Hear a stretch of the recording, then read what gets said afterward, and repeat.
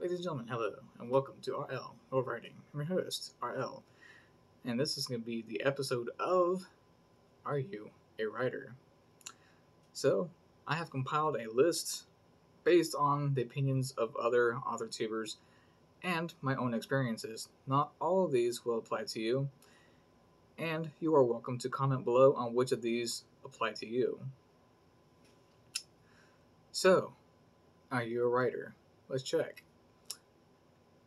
You're a writer if A. You make plans to set aside time for doing research and writing it out or noting it down. Or B. Just plan to set aside time just to write or note down your thoughts. If you think about what you're going to research or what you're going to write down while you're at work or doing something else. If you get writer's block on what you want to write. That does happen to me. If you daydream about your work in progress. That happens to me all the time, even right now. If you think about how you're going to discuss what you're writing about. If you feel guilty when you could be spending time to write when you're not writing. That happens to me as well, quite often. If you have your own sizable library and may even get inspiration from the books you read and or the authors you read from. I do actually have my own miniature library. However, I don't get my inspiration from those books. My inspiration actually comes strictly from God. And my own experiences as well, but mainly from God. If you would like to see my miniature small library, I shall show you real quick. And this is my small miniature library. Most of these books I have not even read yet. If you actually write, which is the only actual requirement to be a writer, I write a lot. Just an example of some stuff that I write about, but it has absolutely nothing to do with anything I'm writing for any book or have written for any book. Something like this.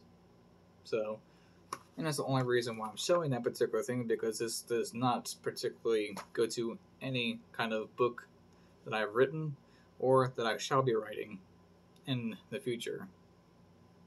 Which actually goes to another thing. If you carry a journal or a notebook wherever you go, just in case. Such as, I carry this right here. In fact, I have like 10 of these things. All 10 of them are filled out. So since all of my notebooks and memo pads, as far as the small ones go, are all filled out, I still carry with me a pen to work. In case I come up with something and I have a small moment of time to actually write it down before I forget about it, all I gotta do is print out a small receipt paper and write it down. And there I go.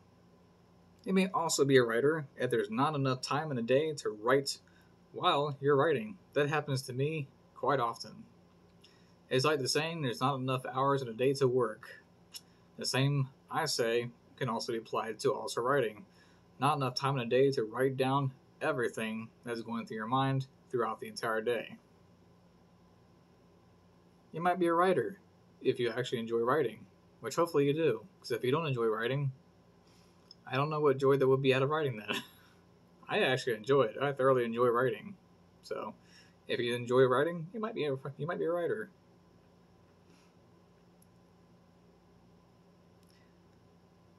You might be a writer if you force yourself to stop writing to eat. I often actually have to force myself to actually stop writing and actually take the time to go and eat something, whether it be breakfast and or lunch and or dinner, or maybe even a snack somewhere in between, or even a midnight snack as well. Sometimes I literally actually have to stop myself from writing to actually eat something for the day. It's like the scripture says, doing the will of God is more fulfilling and makes me want to do more of it than my actual substance, my actual food, my actual nourishment.